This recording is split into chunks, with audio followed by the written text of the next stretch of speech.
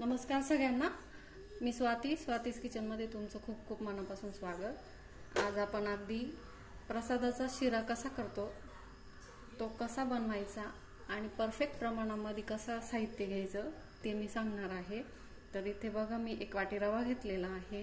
त्यानंतर त्याच वाटीमध्ये 1 वाटी मी तूप घेतलेला आहे, समप्रमाणात घ्यायचं। त्यानंतर ही वेलची पूड घेतलेली आहे मी थोडीशी, 1 चमचा, आणि 2 वाट्या इथे मी दूध घेतलेलं आहे। त्यानंतर आपल्याला हे बदामाचे काप लागणार आहे, ते घेऊया। कट करून घेतलेले आहे मी असे। चला तर मग आता आपण शिऱ्याला सुरुवात करूया। आता बघा, मी इथे ही कढई गरम करत ठेवलेली आहे। त्यामध्ये हे गावरान तूप आहे घेतलेलं मी, 1 वाटी गावरान तूप। अगोदर थोडंच टाकूया, लागता हे आपण नंतर टाकू। त्यानंतर हा 1 वाटी रवा घेतलेला आहे बारीक मी, तो टाकूया। आणि आता हा रवा आपण छान पैकी मस्त भाजून घेऊया ब्राऊन कलरवर। आता हा लो फ्लेमवर आपल्याला एकसारखा असा छानपैकी भाजून घ्यायचा आहे। हे बघा,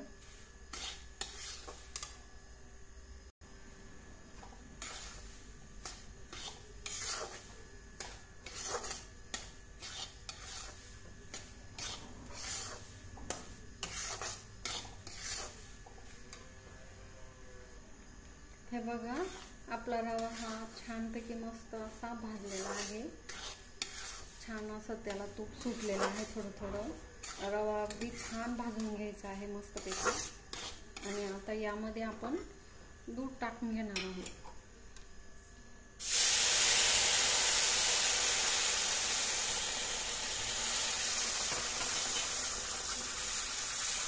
जेवढा वाटी रवा घेतला होता त्याच्या दुप्पट आपल्याला पाणी घ्यायचं आहे।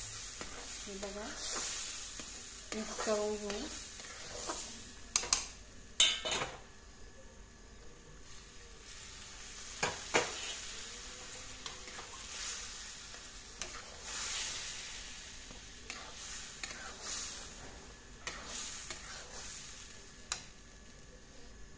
आता इथे बघा, आपलं हे दूध पूर्णपणे या रव्यामध्ये आपण मिक्स करून घेतलेलं आहे।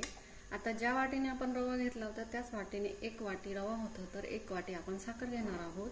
ही साखर याच्यामध्ये मिक्स करूया, टाकून घेऊया आणि याला छान परतून घेऊया।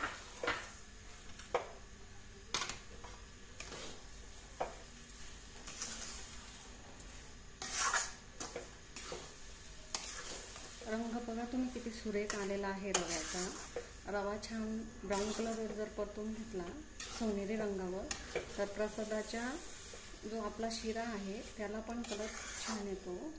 हे बघा, आता ही साखर आपण पूर्णपणे त्याच्यामध्ये मिक्स करून घेऊ।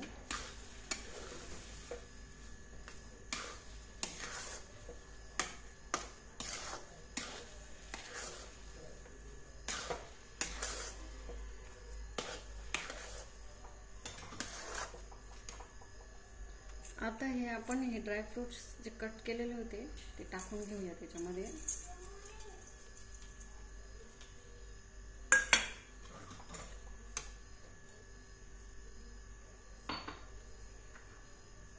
त्यानंतर वेलची पूड होती ती टाकूया आणि मिक्स करूया याला।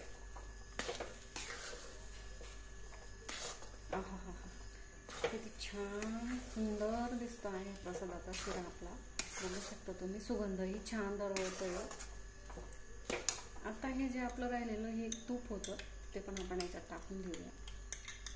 सुरुवातीला तूप घालायची घाई करायची नाही, कारण अगोदरच तुम्ही तूप टाकलं तर तो रवा अंगावर उडण्याची शक्यता असते तापल्यानंतर। आता बघा, याला छानपैकी परतून घेऊया।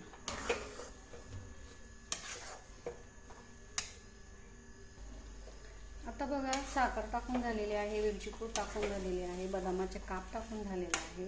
आता याच्यावर आपण 5 मिनिटं झाकण ठेवून याला वाफे भरून देऊया, जेणेकरून आपला जो रवा आहे तो छानपैकी शिजून जाईल।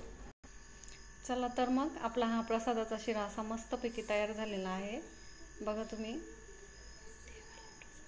हा आपण आता देवाला प्रसाद ठेवूया.